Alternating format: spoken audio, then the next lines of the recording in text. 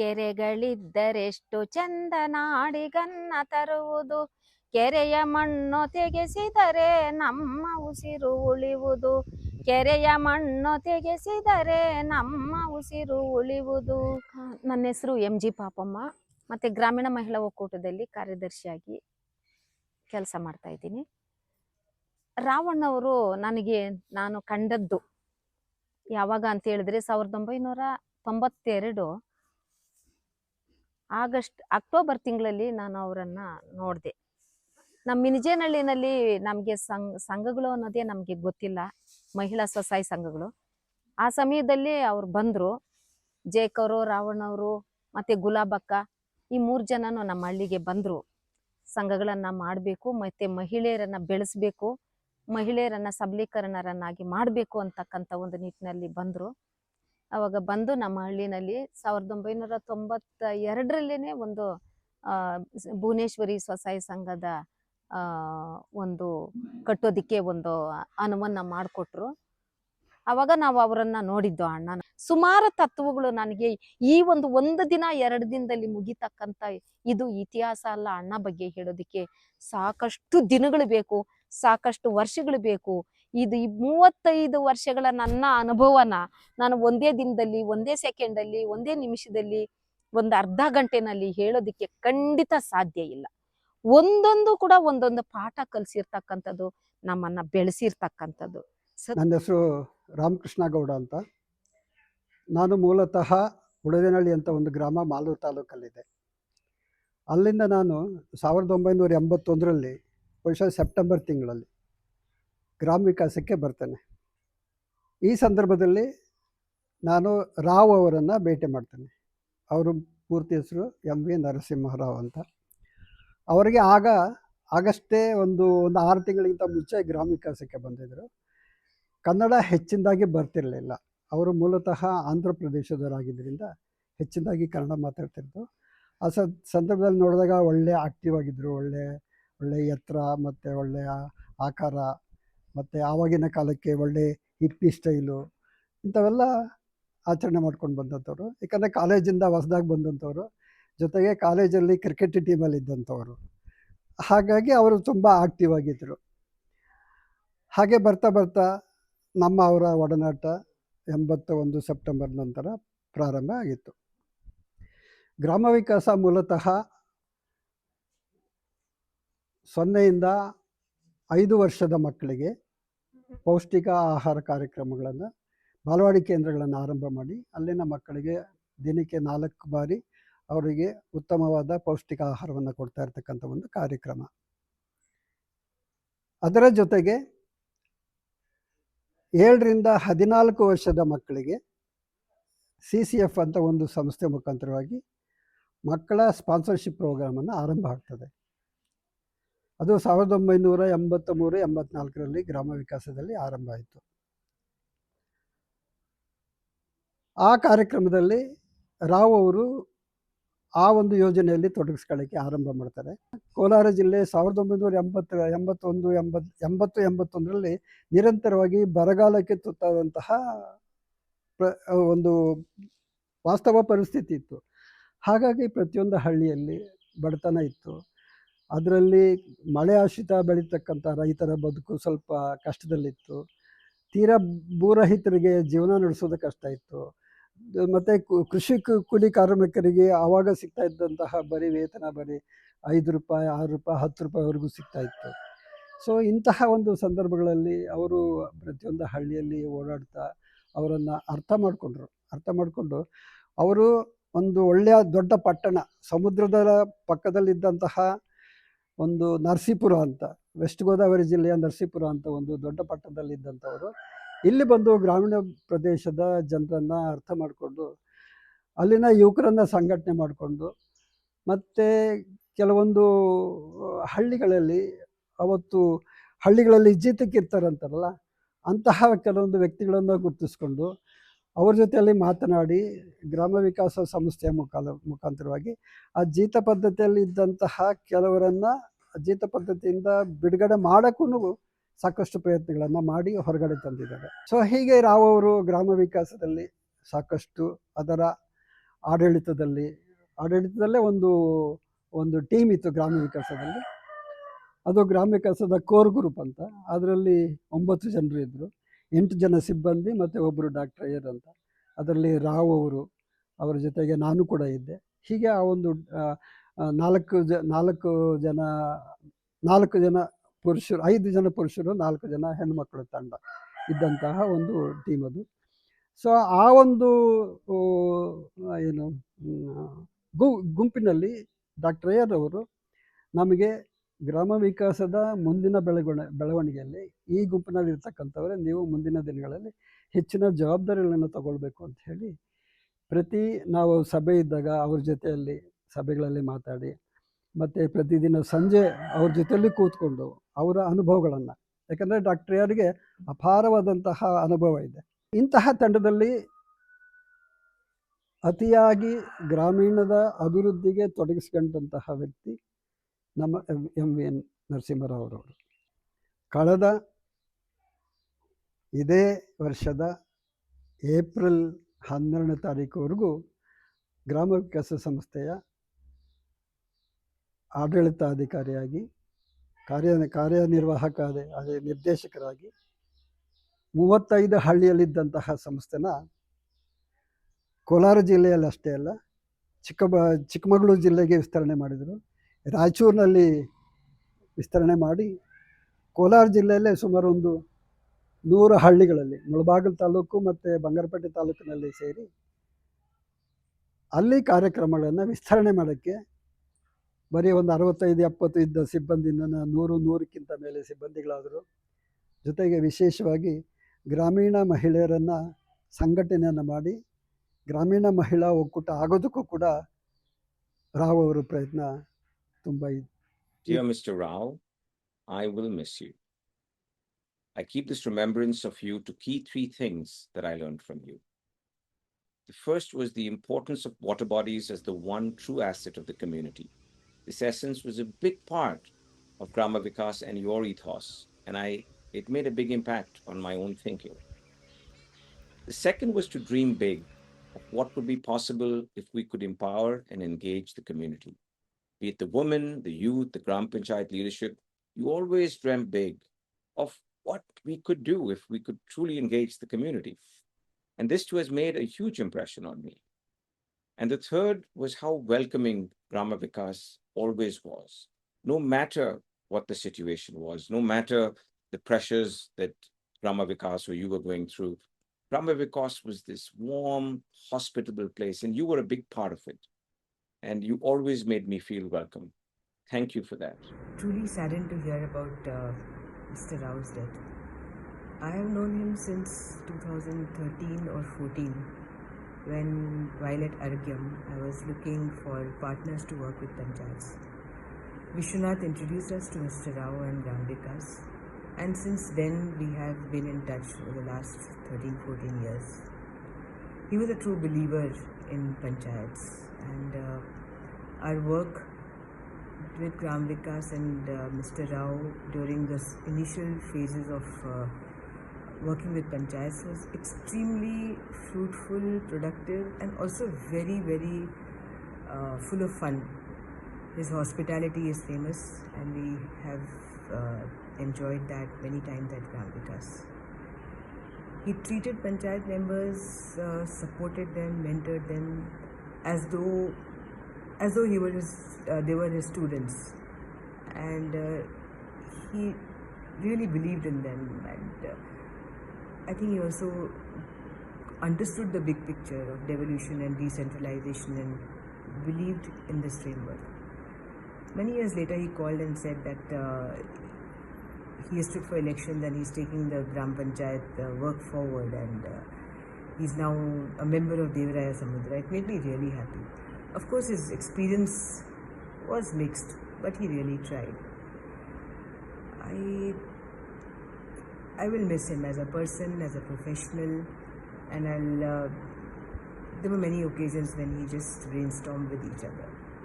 I wish Gram Vikas all the best. ನಾನು ಗ್ರಾಮ ವಿಕಾಸದಲ್ಲಿ ಸುಮಾರು 6 ವರ್ಷಗಳ ಕಾಲ ಕೆಲಸ ಮಾಡಿದ್ದೀನಿ. ನಾನು ಸಂಸ್ಥೆಗೆ ಬರೋ ಮೊದಲು ಅಭಿವೃದ್ಧಿ ಅಂದರೆ ಏನು ಅಂತಲೇ ನನಗೆ ಗೊತ್ತಿರಲಿಲ್ಲ. ಆದರೆ ರಾವ್ ಸರ್ ಅವರ ಮಾರ್ಗದರ್ಶನದಲ್ಲಿ ಗ್ರಾಮೀಣ ಪ್ರದೇಶದಲ್ಲಿ ಹೇಗೆ ಕೆಲಸ ಮಾಡೋದನ್ನು ಕಲಿತ್ಕೊಂಡು ಕೆಲವೊಂದು ಅಂಶಗಳನ್ನ ನನ್ನ ಜೀವನದಲ್ಲೂ ಕೂಡ ಅಳವಡಿಸಿಕೊಂಡೆ. ಅವರಿಗಿರುವ ಮಕ್ಕಳು, ಮಹಿಳೆಯರು ಮತ್ತು ಪರಿಸರದ ಮೇಲಿನ ಕಾಳಜಿ ಕೋಲಾರದಂಥ ಹಿಂದುಳಿದ ಪ್ರದೇಶ ಕೂಡ ಅಭಿವೃದ್ಧಿ ಹೊಂದಲು ಸಾಧ್ಯ ಆಯಿತು. ಒಬ್ಬ ವ್ಯಕ್ತಿ ಸಾಮಾಜಿಕ ಹೋರಾಟಗಾರನಾಗುವ ಮೊದಲು ಅವನ ವ್ಯಕ್ತಿತ್ವ ಕೂಡ ಬಹುಮುಖ್ಯ ಪಾತ್ರ ವಹಿಸುತ್ತದೆ. ಅಂತಹ ಸರಳ ಸಜ್ಜನ ವ್ಯಕ್ತಿತ್ವ ಅವರದಾಗಿತ್ತು. ಯಾವುದೇ ಆಡಂಬರ ಬದುಕಿಗೆ ಅವರು ದಾಸರಾಗದೆ ಹಳ್ಳಿಯ ಜನರೊಂದಿಗೆ ಸಾಮಾನ್ಯ ವ್ಯಕ್ತಿಯಾಗಿ ಕೊನೆವರೆಗೂ ಬಾಳಿದರು. ಅಂತಹ ಅಪರೂಪದ ವ್ಯಕ್ತಿಯೊಂದಿಗೆ ಕೆಲಸ ಮಾಡಿರೋದು ನನ್ನ ಪುಣ್ಯ ಅಂತ ಭಾವಿಸ್ತೀನಿ. ಇಬ್ಬರು ಒಬ್ರನ್ನೊಬ್ರು ಇಷ್ಟಪಟ್ಟು 1982ರಲ್ಲಿ ಮದುವೆ ಆದ್ವಿ. ಮದುವೆ ಆದ ನಂತರವೂ ಕೂಡ 22 ವರ್ಷ ಒಟ್ಟಿಗೆ ಕೆಲಸ ಮಾಡಿಕೊಂಡು ಬಂದಿದ್ದೀವಿ ಈ ಅಭಿವೃದ್ಧಿ ಕ್ಷೇತ್ರದಲ್ಲಿ. 1982ರಿಂದ ಪ್ರಾರಂಭ ಆಗಿ 2002ರವರೆಗೆ ಒಟ್ಟಿಗೆ ಕೆಲಸ ಮಾಡಿದ್ವಿ ಒಂದೇ ಸಂಸ್ಥೆಯಲ್ಲಿ ಸಹೋದ್ಯೋಗಿಗಳಾಗಿ. ಇಬ್ಬರ ಕೆಲಸದ ರೀತಿಯಲ್ಲಿ ವಿಭಿನ್ನತೆಗಳು ಇದ್ದರೂ ಕೂಡ ಒಬ್ಬರಿಗೊಬ್ಬರು ಅರ್ಥ ಮಾಡಿಕೊಂಡು ಕೆಲಸವನ್ನು ಒಬ್ರಿಗೊಬ್ರು ಬೆಂಬಲ ಕೊಡ್ತಾ ಕೆಲಸದಲ್ಲಿ ಕೆಲಸ ಮಾಡ್ಕೊಂಡು ಬಂದಿದ್ದೀವಿ.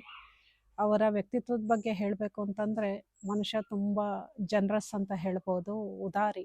ಯಾವುದೇ ವಿಷಯದಲ್ಲಿ ನಾನು ನನ್ನದು ಅಂತ ಹಿಡಿದು ಮಾಡ್ತಾ ಇದ್ದಿದ್ದು ಇಲ್ಲ.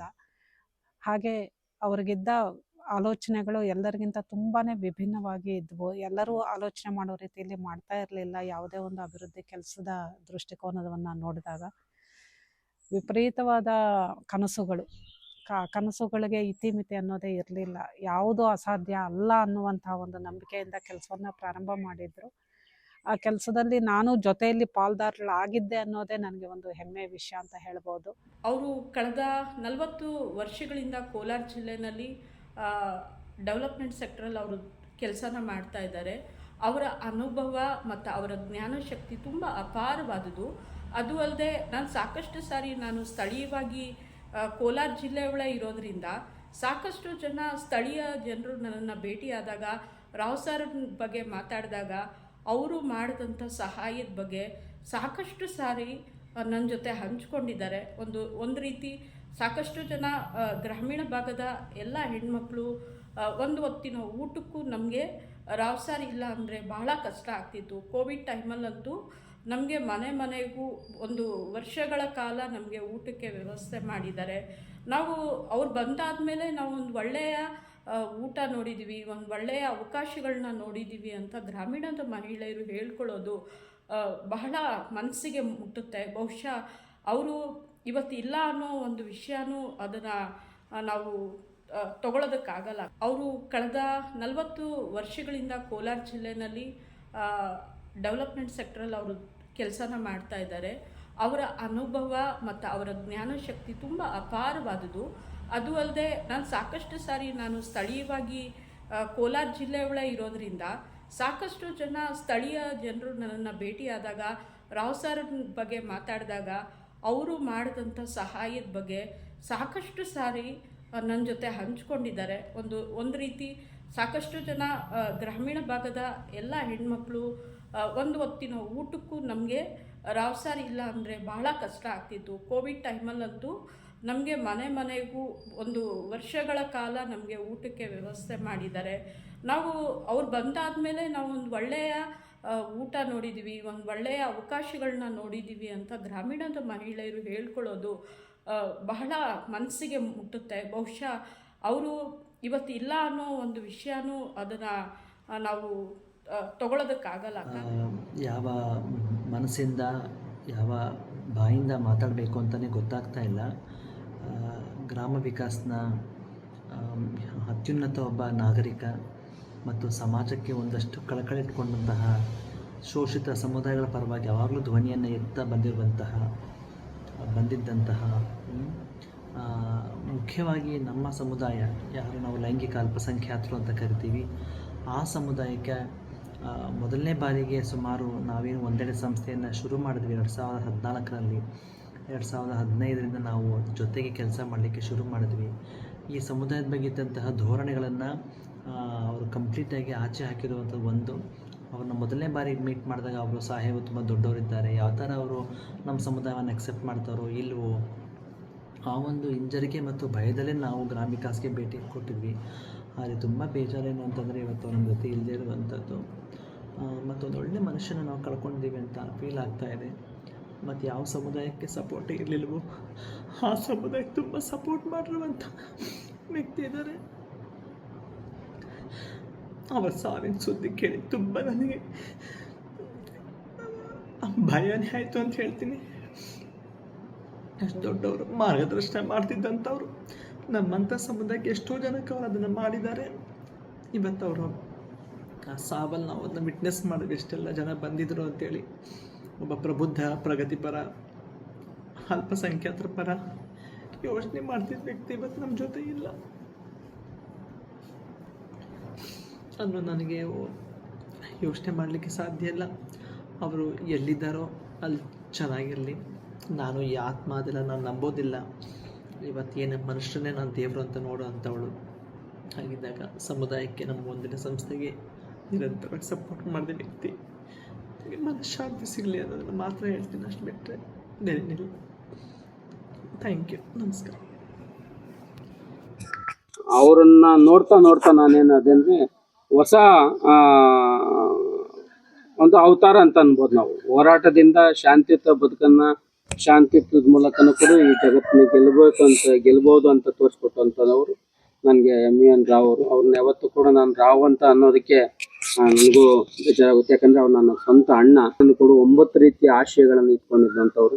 ಒಂದು ಮಕ್ಕಳ ಬಗ್ಗೆ ಆಗಿರ್ಬೋದು, ಮಹಿಳೆಯರ ಬಗ್ಗೆ ಆಗಿರ್ಬೋದು, ಪರಿಸರದ ಬಗ್ಗೆ ಆಗಿರ್ಬೋದು, ರೈತರ ಬಗ್ಗೆ ಆಗಿರ್ಬೋದು, ಅದೇ ರೀತಿಯಾಗಿ ಪ್ಲಾಸ್ಟಿಕ್ ನಿರ್ಮೂಲನೆ ಮಾಡಬೇಕು ಅನ್ನೋ ಕಾನ್ಸೆಪ್ಟ್ ಆಗಿರ್ಬೋದು, ದಲಿತರಿಗೆ ಭೂಮಿ ಕೊಡಬೇಕು ಅನ್ನೋ ಆಸೆ ಇದಾಗಿರ್ಬೋದು, ಜಾತಿ ನಿರ್ಮೂಲನೆ ವಿಚಾರದಾಗಿರ್ಬೋದು, ಈ ವಿವಿಧ ರೀತಿಯ ಆಶಯಗಳನ್ನ ಅವ್ರು ಇಟ್ಕೊಂಡು ಮಾಡಿದಂಥ ಮಹಾನ್ ವ್ಯಕ್ತಿ ಅವರು.